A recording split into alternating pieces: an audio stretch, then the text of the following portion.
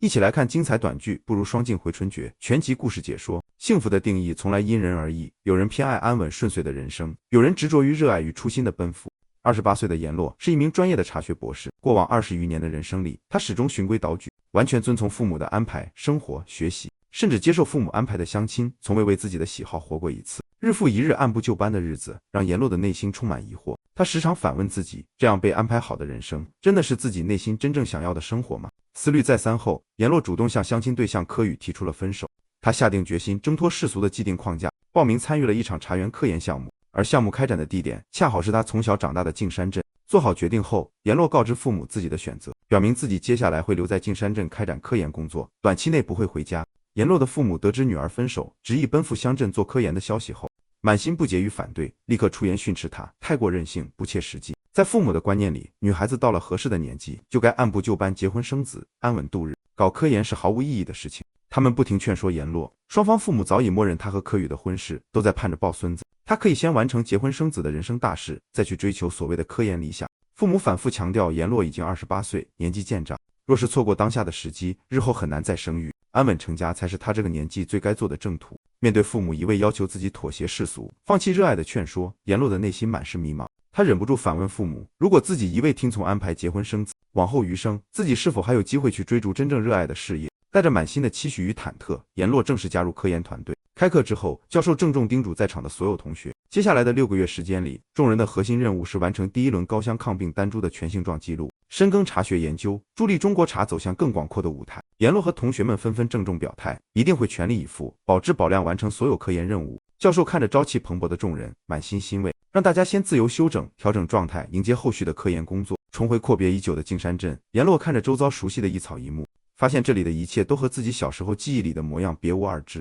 他看着眼前熟悉的景致，心中感慨万千，不禁疑惑，身边所有人是不是都在按着世俗的标准，一成不变的按部就班生活？山间天气多变，骤然下起了雨，阎罗没有撑伞，任由细雨落在身上。就在这时，一道熟悉的身影走到他身边，温柔提醒他，雨天不打伞很容易生病。阎罗抬眼望去，认出了眼前的人，正是自己儿时的邻居池征。时隔多年再度重逢，两人心中都满是惊喜，轻声问候着彼此近况，诉说着久违的思念。简单寒暄过后，同学出声呼唤阎罗，告知老师召集大家回去开会。阎罗随即向同学介绍，池征是自己小时候的邻居，也是意外重逢的故人。随后便和池征道别，跟着同学一同离开。看着阎罗离去的背影，池征静静伫立在原地，心底满是重逢的欣喜。时隔多年，他终于再次见到了心心念念的阎罗。阎罗赶回集合地点后，意外发现池征也出现在了现场。他心中暗自疑惑，这场重逢究竟是偶然，还是早已注定？紧接着，袁教授向所有同学介绍了池征的身份，众人这才知晓，课题组所用的上百亩实验茶园，以及大家居住的集体宿舍，全部都是池征无偿提供的场地资源。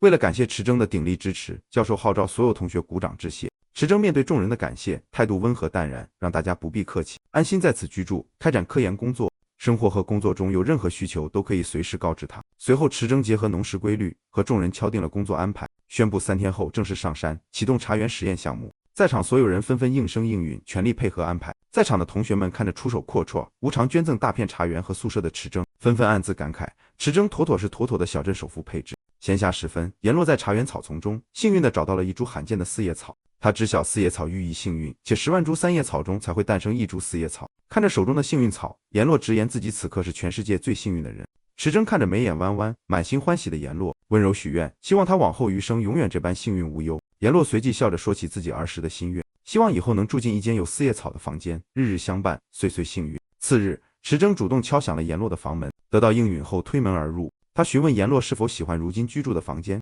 阎罗满心诧异。池征随即解释，自己看到科研团队的名单上有他的名字，便特意为他准备了这间房间。时隔多年，儿时随口提及的心愿被人牢牢记住，阎罗心中满是触动，忍不住感慨，没想到时隔这么久，池征还记得自己的喜好。池征态度坚定，表示自己从未忘记。平复好心情后，阎罗依旧满心疑惑，他从未知晓，多年未见的池征竟然拥有这么多产业。池征并未过多解释，只表示说来话长。随后阎罗想起两人重逢后的仓促，两人依旧没有联系方式，便主动提出互换联系方式。就在这时，池征告知阎罗，她的男朋友柯宇的电话曾经打到了自己这里。听闻此话，阎罗瞬间愣在原地，满心错愕。池征顺势询问她是否已经有了男朋友，阎罗没有过多解释，只告知自己需要先接听电话，随后便转身离开。电话接通后，对面的柯宇满是质问，责怪阎罗不接电话，失联许久。同时质疑他贸然来到乡镇做科研，执意分手的决定，认为他的所作所为无法让双方父母认同。阎罗简单和柯宇沟通几句后，便匆匆挂断了电话。随后，他想起自己刚到镇上，还没有本地电话卡，便向池征询问镇上可以购买电话卡的地点。池征考虑到天色已晚，商铺早已关门，便贴心告知他今日不便，承诺次日亲自带他前去办理。第二天，池征带着阎罗来到镇上的店铺挑选手机号，店铺大娘热情接待了两人。大娘看着样貌清秀的阎罗，又看着踏实能干的池征，忍不住连连夸赞池征有本事，心眼实在，不像城里的年轻人，外出发展后就不愿回乡。大娘知晓池征年纪不小，却一直单身，看着般配的两人，直言阎罗和池征十分般配。阎罗连忙出声解释，自己和池征只是儿时的邻居和普通朋友，让大娘不要误会。大娘意识到自己失言，连忙笑着致歉，让阎罗不要放在心上，随后催促他挑选心仪的号码。最终，阎罗选定了尾号为0707的手机号。选好号码后，池征主动开口，提起旁人都在说阎罗年纪不小，双方父母催婚，朋友也觉得他和柯宇十分般配。他认真询问阎罗自己的想法，想知道他是否会妥协，选择安稳成婚。阎罗坦然表示，自己当下不想做任何选择，唯一的心愿就是专心完成此次春季育苗试验，深耕茶学科研事业。池征看着坚定果敢的阎罗，默默将他的心意记在心底。返程途中，两人偶遇了一只受伤的流浪小狗，小狗浑身都是皮外伤，看起来刚刚被人遗弃。阎罗心生怜悯，想要将小狗带回住处照料。池征十分赞同，温柔安抚阎罗，告知小狗只是皮外伤，休养几日便能痊愈。交谈中，阎罗得知池征经常救助镇上的流浪猫狗，处理伤口、照料喂食，手法十分熟练。阎罗借此提起自己儿时的心愿，小时候他一直想要养一只小狗，却被母亲断然拒绝。母亲不仅直言绝对不许他养狗，还以日后备孕、养狗影响孩子健康为由劝阻他。再加上他常年课题繁忙，没有多余时间照料宠物，这个心愿便一直没能实现。池征得知后，主动向阎罗提议，若是他想留下这只小狗，自己可以代为照料，圆他儿时的心愿。阎罗心中满是感激，连忙向池征道谢。另一边，阎罗的好友李薇取到了一个大件快递，拆开后发现是柯宇送给阎罗的爱马仕包包。李薇拿着快递找到阎罗，满心不解地劝说他，柯宇对他百般宠溺，用心付出，是旁人求之不得的待遇，不该轻易和柯宇分手。李薇再次搬出世俗的论调，劝说阎罗不要执着于没有意义的科研，女人终究要回归家庭，到了年纪就该结婚生子，安稳过日子才是正理。他可以先成婚，婚后再去追求自己的事业。阎罗早已厌倦了这套固化的说辞，他明确告知李薇，自己已经和柯宇正式分手，希望李薇日后不要再帮柯宇转送礼物，从中周旋。随后阎罗心情低落，拜托李薇陪同自己将包包快递退回。李薇见状只好暂且妥协，陪着阎罗出门散心。散心途中，两人偶遇了镇上的乡亲与老师，众人都热情邀约池征空闲时上门喝茶吃饭，足以看出池征在径山镇人缘极好。阎罗忍不住打趣池征，夸赞他深受镇上居民喜爱。池征淡然回应，自己只是闲暇之余，喜欢帮乡亲们做些力所能及的小事，算不上什么大事。阎罗接着调侃，旁人都称他为小镇首富，却依旧买不起爱马仕包包。对比之下，柯宇的物质条件确实更加优越。他顺势询问池征是否觉得自己退回昂贵的包包太过可惜。池征并未附和世俗的评判标准，反而直言自己从不做撮合姻缘的媒人，不会劝说阎罗为了物质条件选择柯宇。随后他主动反问阎罗，多年来一直单身的自己，为何至今没有交往女朋友？不等阎罗回答，池征便温柔坦言，自己一直在等他，等着让他帮忙把关挑选女友，兑现儿时交女朋友先过阎罗这关的约定。阎罗没想到儿时的一句玩笑话，池征竟然铭记多年，心中百感交集。就在两人闲谈之际，村长的女儿苏晓匆匆赶来，她一眼就认出了池征，直言自己从未见过池征带任何女生来过此处，阎罗是第一个。苏晓主动向阎罗自我介绍，表明自己的身份，同时提及自己小时候和阎罗一同住在村子南边，知晓两人是青梅竹马。性格直率的苏晓直接向两人发问，先后询问阎罗和池征是否喜欢彼此。阎罗连忙解释，自己和池征只是儿时玩伴，并无其他情愫。不等池征回应，阎罗连忙转移话题，谎称看到苏晓的父亲在山下呼喊，猜测是家里的茶叶炒糊了。苏晓瞬间慌了神，担心被父亲责骂，匆忙和两人道别后快步离开。临走之前，苏晓直白告知阎罗自己喜欢池征，让阎罗不要和自己争抢。看着苏小绿真可爱的模样，阎罗忍不住会心一笑，觉得这个小姑娘十分有趣。池征见状，便提议和阎罗一同返程。回去之后，阎罗看着天色渐晚，便和池征道别，打算各自回房休息。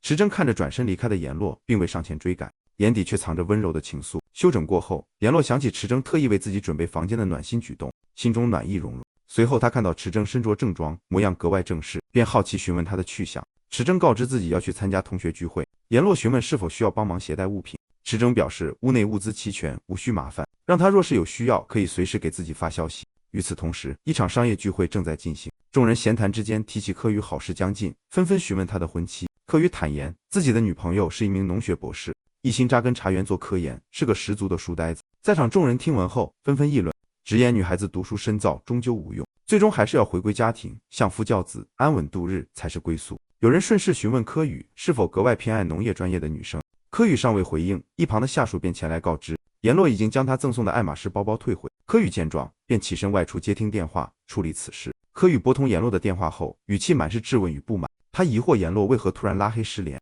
质疑他退回包包，执意分手是在闹脾气。他笃定阎洛分手的原因是重逢了池铮这个旧相识，不惜放弃安稳的婚事，执意留在乡镇和对方一起种茶。柯宇满心不解，又带着几分自负。他告诉阎洛，自己能够给他优渥安稳的一切是池铮给不了的，两人的婚事早已得到双方父母认可。阎洛这般任性分手，是辜负了所有人的期待。通话过程中，阎洛不慎不小心弄脏了柯宇的衣服，他连忙出声道歉，询问对方是否被误伤。柯宇却全然不顾阎洛的安危，只顾着心疼昂贵的衣服，厉声质问阎洛是否知晓这件衣服的价值，言语间满是计较与不耐。阎洛看着功利冷漠的柯宇，心中彻底释然。挂断电话后，李薇上前安慰柯宇，假意劝说他不要生气，将所有过错归咎于阎洛，声称阎洛是被池铮蒙蔽了心智，才会执意分手，留在乡镇。柯宇听完心中稍缓，随后挂断了和李薇的通话。阎洛回去后直接当面质问李薇，一直以来是不是他在暗中给柯宇通风报信，将自己的近况、行踪和心事全部告知柯宇，甚至暗中编排自己的是非。李薇起初还试图辩解，声称自己是担心阎洛是出于好心关照他的情况，积攒已久的情绪彻底爆发。阎洛满心失望，